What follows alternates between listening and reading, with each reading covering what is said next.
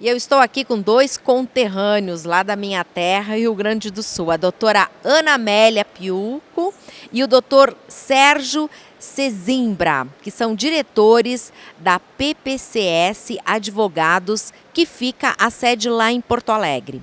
Obrigada, gente, mais uma vez esse encontro gostoso aqui para ajudar o pessoal que está nos assistindo neste momento. A PPCS hoje é o escritório de advocacia que está fazendo um trabalho mais próximo dos servidores legislativos municipais. Eu quero saber de vocês, é uma categoria que estava desassistida? Oi, Cris. Bom dia. Prazer te rever novamente. Ai, sotaque gostoso. Sim, Cris, os servidores dos legislativos, eles pertencem a uma categoria que estava desassistida de assessoria jurídica, né? Não só eles, como os servidores públicos em geral, daqueles principalmente que não são organizados em forma de sindicatos, eles precisam de uma assessoria que os acompanhe e que entenda o cotidiano deles e o dia a dia deles como servidores, né? O que acontece com os servidores dos legislativos? Como eles são uma categoria bem específica, eles precisam de uma assessoria jurídica que entenda e acompanhe o trabalho deles, que entenda as questões nas quais eles possam buscar os direitos deles, as questões que são importantes para a carreira deles, né? Porque muitas vezes os servidores eles estão tão preocupados no ingresso na carreira pública, que após o ingresso da carreira pública, eles acabam, pela questão do tempo, do trabalho, não tendo tempo e não tendo condições de cuidar dessa questão profissional. Que a própria falta de conhecimento. Exatamente.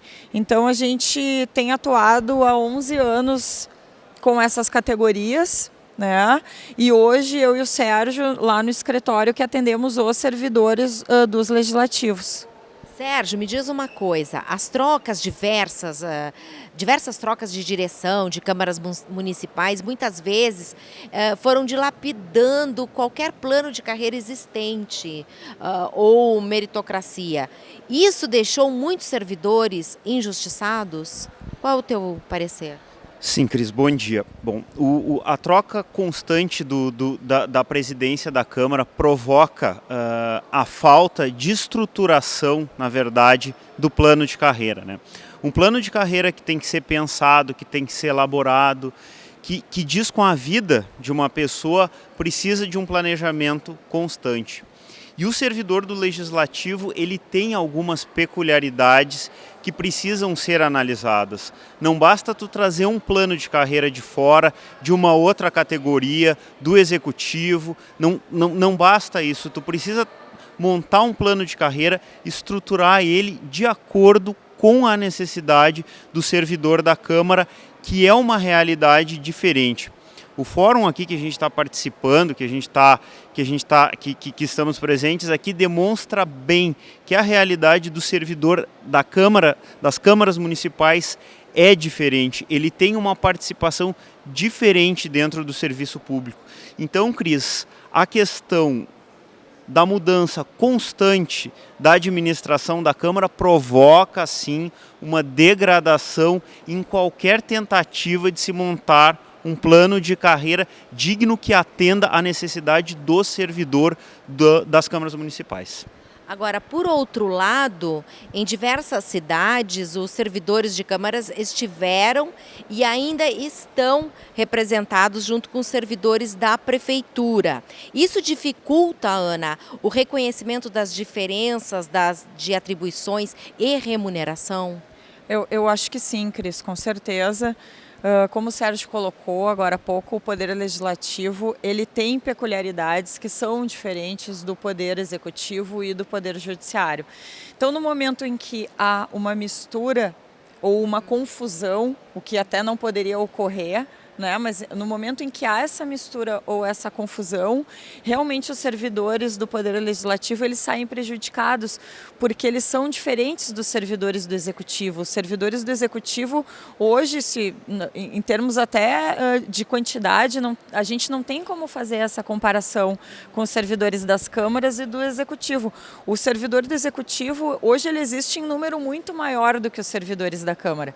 E os servidores da Câmara, eles possuem atribuições muito mais específicas do que os servidores do Poder Executivo, por exemplo, na criação das leis, nessa participação ativa junto com a sociedade. Então a gente procura sempre trabalhar nesse sentido, para que o servidor ele consiga estabelecer também esse limite, né, Cris, de saber que ele pertence ao Legislativo e que o Poder Legislativo é totalmente diferente do Executivo. Acho que isso faz uma grande diferença. Uma coisa, Cris, que é muito importante é a questão da representação do servidor das câmaras municipais pelo sindicato específico da categoria. Isso complementa tudo o que a doutora Ana falou. É um servidor diferente, ele tem algumas atribuições que são diferenciadas, ele trabalha com agentes políticos, então é um servidor que precisa de uma assistência sindical diferenciada. A assistência sindical prestada ao Executivo é uma, a assistência sindical que tem que ser prestada ao servidor da Câmara, das câmaras, é outra. Agora, uma das ações recentemente vitoriosas é a questão da recuperação das perdas da URV. Em quais casos isso ocorre? Vocês atendem a demanda em todo o país, né? Sim, Cris, nós atendemos essa demanda em todo o país, tá? Mais uma vez, os servidores do Poder Legislativo, eles têm uma situação diferenciada em relação aos demais. Por quê? Porque existe uma resolução do Conselho de Administração do Superior Tribunal de Justiça que determina a correção dos salários dos servidores do Poder Legislativo em 11,98%. Por que isso? Por que nós falamos em perdas decorrentes da URV? Para quem lembra, em 1994, quando nós tivemos a conversão da URV para o Plano Real, o que aconteceu? Foi publicada uma lei federal que determinou como os estados, os municípios e a União deveriam fazer a conversão dos salários dos servidores públicos. Em alguns municípios, Cris, em alguns estados, foram criadas leis específicas que contrariaram essa legislação federal. Então, os servidores acabaram tendo perda salarial nessa diferença de conversão que ocorreu lá em 1994. Então, nós estamos trabalhando junto às câmaras de vereadores para que os servidores tenham conhecimento dessa perda que ocorreu. Ela ocorre até hoje, porque esse percentual ele foi retirado dos salários dos servidores. É importante que a gente diga que em algumas câmaras o percentual ele é ainda maior, como é o caso da Câmara dos Servidores de Curitiba. Tá? Os servidores de Curitiba, além de terem essa perda de 11,98%, eles também tiveram uma perda de 7,62%, porque em razão da conversão errônea que o município de Porto Alegre do município de Curitiba fez, dos salários deles, né? Em algumas câmaras, então, isso pode acontecer, além dos 11 ter outra perda salarial, o que hoje é uma diferença bem representativa no salário do servidor, né, Cris? Então, a gente tem orientado as pessoas a fazerem uma perícia para saberem qual é a perda efetiva que eles tiveram. Cris, e é muito importante aqui também a gente lembrar quais são os servidores que têm direito a esse reajuste. Servidores ativos, servidores inativos, pensionistas, os comissionados e, muito importante também, os vereadores, como agentes políticos, têm direito aos reajustes da URV. Porque o salário deles, o subsídio, teve a perda da URV. Então, todas essas categorias, inclusive os vereadores, que muita gente não sabe, têm direito ao recebimento das diferenças da URV.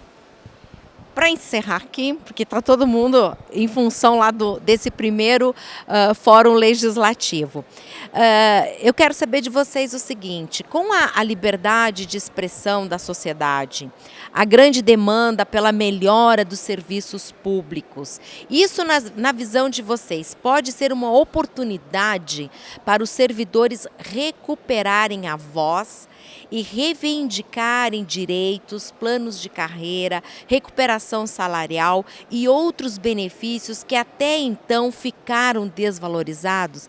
Está virando o jogo? Olha, Cris, com certeza sim, tá? Eu acho que nós vivemos um momento hoje muito importante para o servidor público em geral. É a hora, de uma certa forma, do servidor tentar resgatar a autoestima dele e mostrar para a sociedade que o papel que ele desempenha é fundamental, que a sociedade precisa dele. Então, talvez uma conversa, hoje esse fórum do Legislativo, que está tratando sobre a modernização da gestão legislativa, ele é muito importante por isso. Porque no momento que se moderniza a gestão, no momento em que se fala em gestão pública, que é uma coisa que não é muito falada também, tu consegues trazer a sociedade para dentro do serviço público. E trazendo a sociedade para dentro do serviço público, tu consegue mostrar para ela a importância desse trabalho, a diferença que um trabalho bem feito, um trabalho com um planejamento estratégico, como foi falado, um trabalho especializado em gestão pública vai fazer para a sua escola, para aquela cidade, seja ela pequena ou grande. Então eu acho que é um momento crucial que o servidor ele tem que se envolver com essas questões de gestão, de modernização, para que ele possa também mostrar para a sociedade a importância dele nesse processo todo.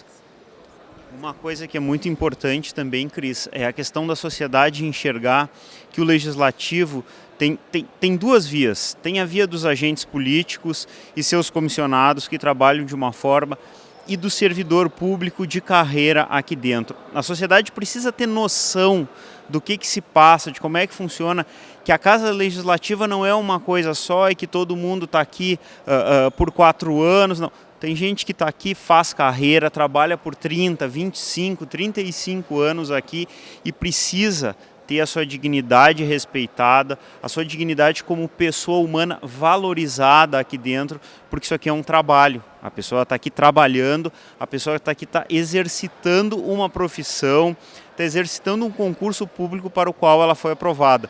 Essa é uma diferença que precisa ser enxergada e precisa ser entendida pela sociedade, para o servidor do Legislativo ter a valorização que ele merece. Adoro falar com vocês. Estão liberados, podem entrar lá no plenário novamente. Depois a gente toma aquele chimarrãozinho básico.